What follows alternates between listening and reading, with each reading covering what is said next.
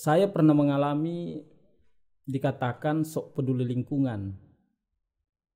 Padahal saya hanya bawa tumbler dan belanja dengan tidak membawa plastik. Kata teman saya ribet. Ya, memang ribet. Tetapi bukannya peduli itu dengan hal-hal kecil.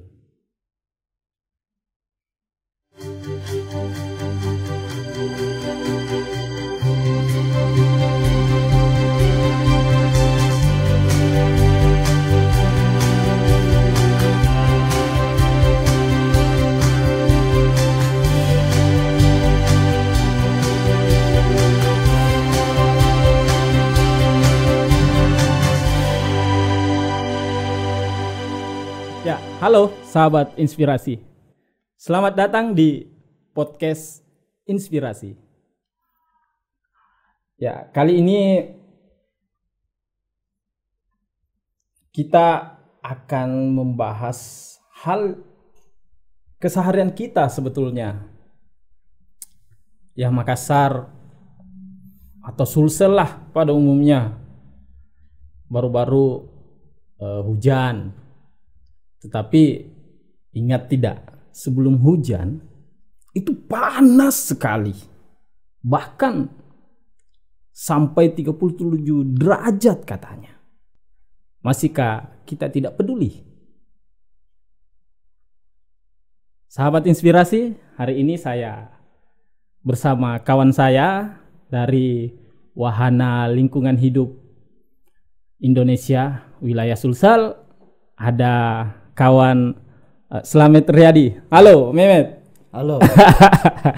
Ya, saya panggil Mehmet ya kawan ya, karena kita begitu akrab ya. Dulu di kampus kita pernah sering berdiskusi, berbincang. Kebetulan latar belakang keilmuan kami sama ya, Mehmet. Betul. Tapi profesi saat ini berbeda, Mehmet ya. Bagaimana kabar Mas Mehmet? Alhamdulillah baik di tengah cuaca yang terik ya. Iya. Terik ya. Tapi sudah hujan, Mehmet. Ya. Ya, Mehmet, ini kita santai aja, Mehmet ya. Ya. Karena saya sebetulnya mau bertanya keresahan kita, Mehmet. Ya. Terutama kita yang sering keluar ini, yang ya bagi milenial lah dan dewasa muda seperti kita ini merasakan yang saya sampaikan tadi, bahwa wow, suhu mencapai 37 derajat. Ya, betul.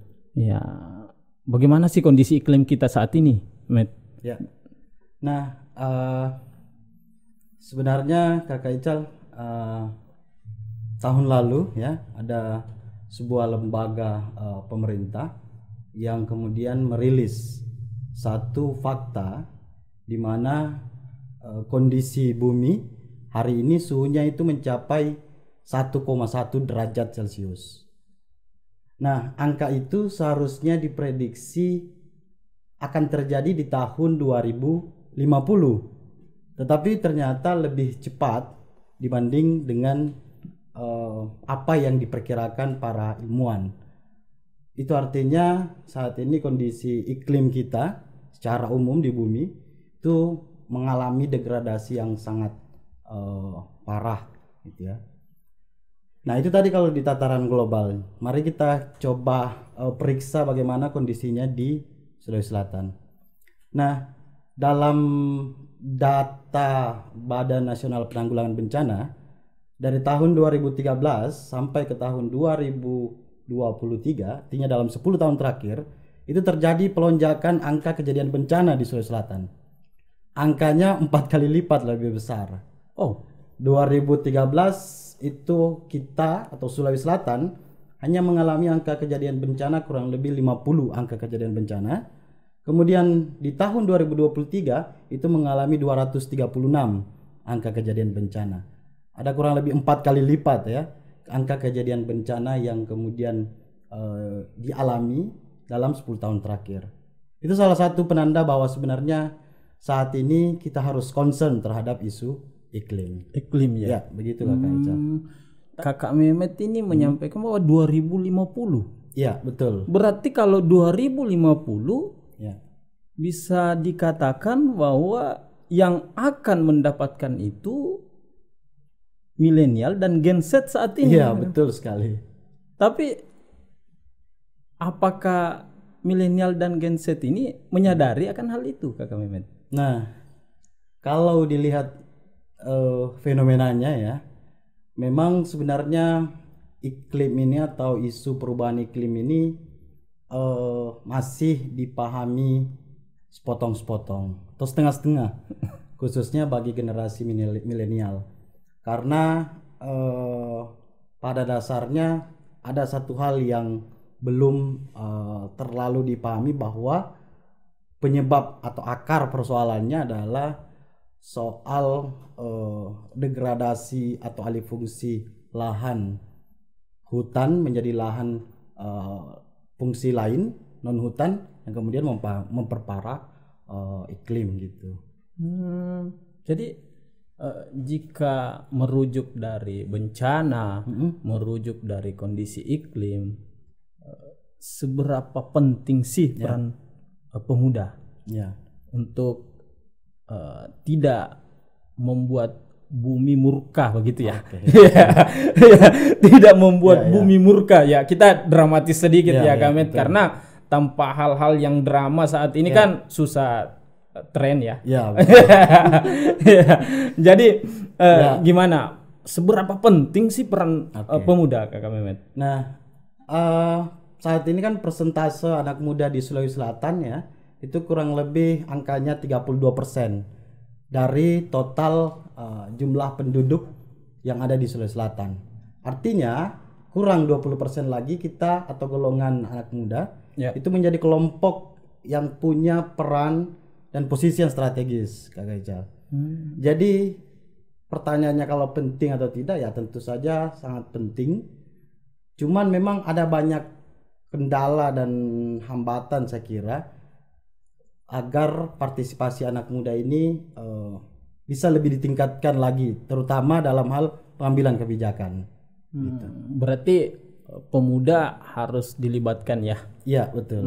Baik itu dari segi pikiran ya? Iya. Iya, apalagi dalam hal kegiatan-kegiatan. Iya, betul. Iya, tapi bukannya selama ini sudah banyak lembaga-lembaga, sudah banyak kegiatan-kegiatan, baik itu di kampus, baik itu komunitas, sudah melakukan itu, Kakak Mehmet. Ya. Tapi dari Walhi sendiri melihat apa sih kendalanya? Kenapa masih belum? Ya istilahnya belum tren ya. Betul. Ya betul. Terkait peduli ini. Ya seperti yang saya sampaikan tadi bahwa saya hanya bawa tumbler. Belanja tanpa membawa plastik dan meminta plastik dianggap sok peduli. Iya, betul. Iya. Jadi apa sih kendala di pemuda ini, Kakak Mehmet? Nah, kami pernah melakukan, atau Walhi Sulawesi Selatan, Kakak Ical itu pernah melakukan semacam diskusi dan kemudian menangkap atau menyerap beberapa aspirasi anak muda, dan kami kemudian memformulasikannya menjadi strategi. Ada 5M. M yang pertama itu sebenarnya adalah perlu anak muda mempertanyakan dulu. Jadi mempertanyakan situasi yang mereka alami saat ini atau yang dialami oleh orang-orang sekelilingnya. Setelah mempertanyakan, barulah kemudian mempelajari fenomena itu. Setelah mempelajari, barulah kemudian merefleksikan. Setelah itu melakukan atau mengajak orang lain terlibat untuk melakukan aksi. Jadi mempertanyakan, kemudian mempelajari, ketiga merefleksikan, keempat mengajak orang lain, dan kelima itu melakukan aksi. Melakukan aksi. Nah, 5M ini yang kami lihat beberapa anak muda itu kebanyakan langsung lompat tahapannya, Kakak Ical, langsung melakukan aksi. Nah, karena kesadaran atau aksi yang tidak didasari kesadaran diri dan refleksi yang mendalam, saya kira itu akan menjadi aksi yang sifatnya akan booming semata saja. Jadi tidak diinternalisasi, tidak dihayati dalam diri bahwa ada sesuatu yang bermasalah dalam iklim kita. Itu. Jadi kalau ditanya kira-kira apa hambatannya, kalau yang kami amati itu banyak yang langsung tahapannya dalam melakukan aksi tanpa betul-betul mempelajari dan merefleksikan apa yang sebenarnya terjadi hari ini. Tuh. Iya, langsung aksi. Ya. Iya.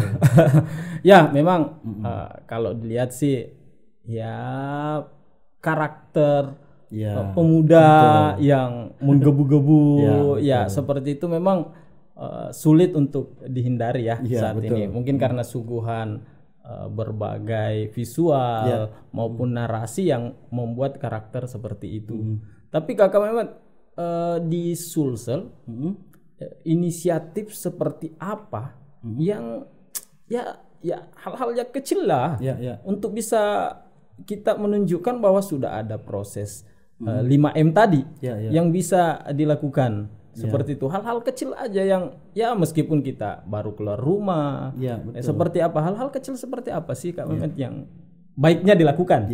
Iya. Nah sebenarnya 5M tadi ini bukan tidak diukur dari besar kecilnya kegiatan atau dampak yang diberikan, karena memang intinya adalah mereka atau anak muda atau ini Gen Z ini bisa merefleksikan dan mempelajari fenomena yang ada gitu. Nah kegiatan-kegiatan yang banyak dilakukan di Makassar, anak muda Makassar itu sebenarnya ada banyak. Bulan ini Oktober itu ada perayaan aksi muda jaga iklim namanya. Jaga iklim. Ya.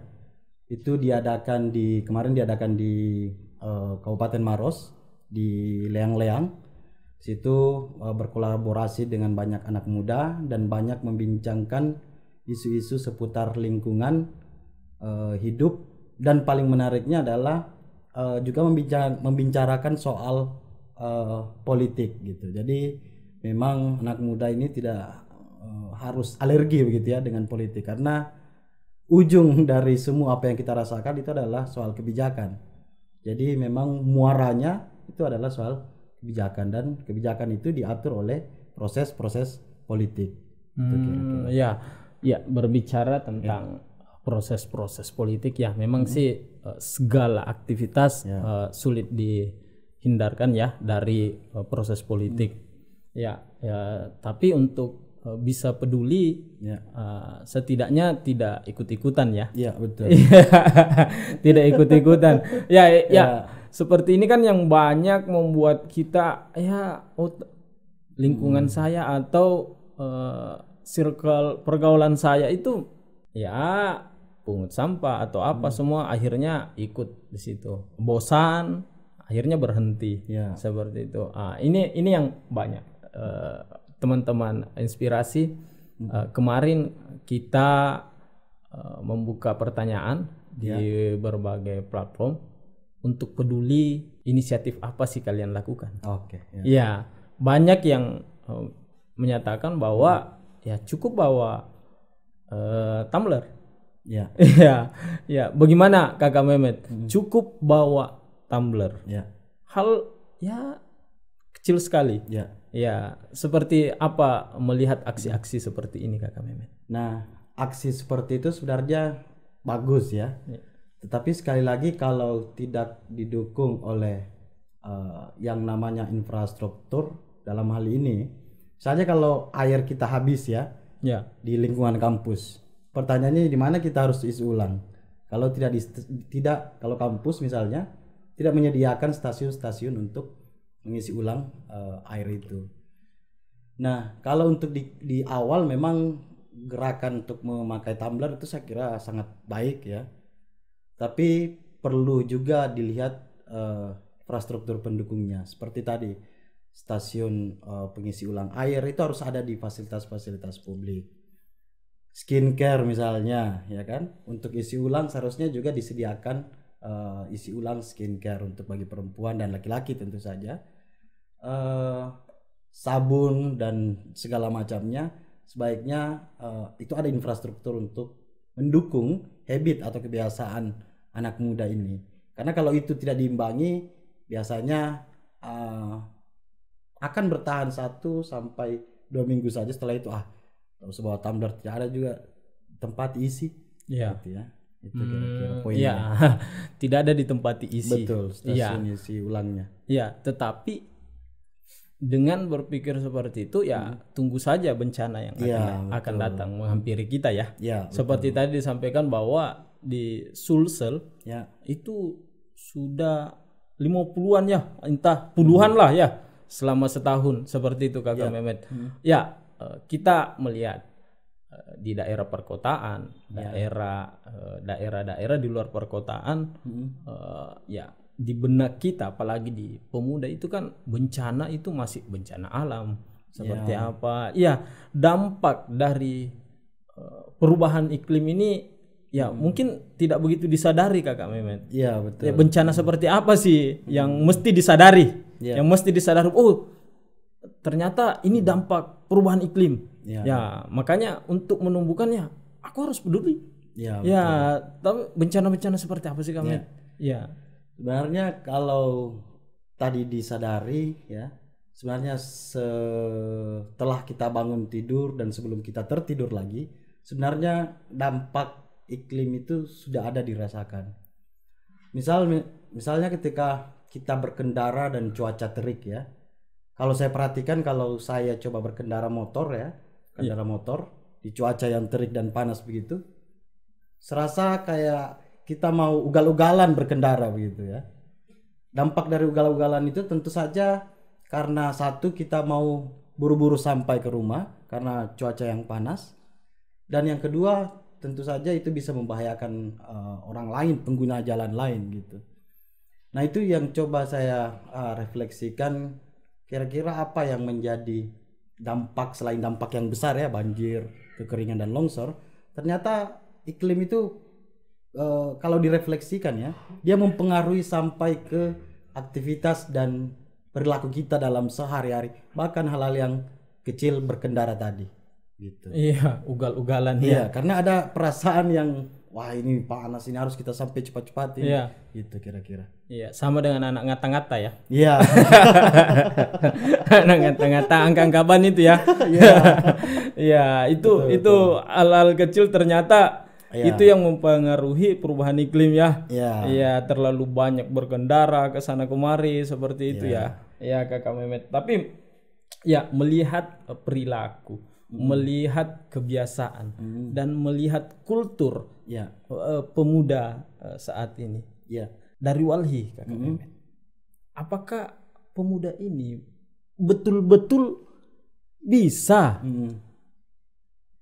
berperan dalam perubahan iklim? Perannya kalau kami lihat ya, Walhi lihat itu sangat besar. Pertama, anak muda ini dikaruniai teknologi dan informasi pendukung yang sangat masif dibandingkan dulu. Cuman memang tantangannya adalah mengatasi rasa bosan. Itu sebenarnya tantangan yang paling berat bagi anak muda. Makanya saya tadi yang menyarankan bahwa 5M tadi itu harus diinternalisasi di dalam diri anak muda kalau memang mau konsisten dan betul-betul mengubah atau paling tidak berkontribusi terhadap iklim kita ya. Karena itu yang paling berat saya pikir. Kalau soal informasi, pengetahuan, teknologi, jaringan, kemudahan komunikasi, itu semua dimiliki oleh anak muda.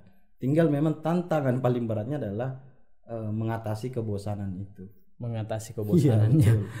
Jadi sobat inspirasi dari Kakak Mehmet dan dari Walhi Sulsel itu sudah mencatat bahwa pemuda atau generasi milenial, Gen Z dan dewasa muda bisa kok.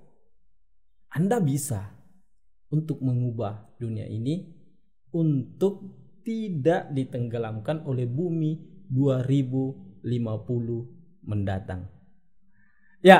Terima kasih Kakak Mehmet ya. Sama-sama Kakak. Terima kasih atas waktunya hari ini. yang sangat tertanam di kita adalah 5M ya. Ya, 5M intinya itu. 5M itu garis besarnya jangan malas. Terima kasih para sahabat inspirasi telah melihat dari podcast inspirasi, karena semua yang menginspirasi ada di podcast inspirasi. Assalamualaikum warahmatullahi wabarakatuh. Waalaikumsalam warahmatullahi wabarakatuh.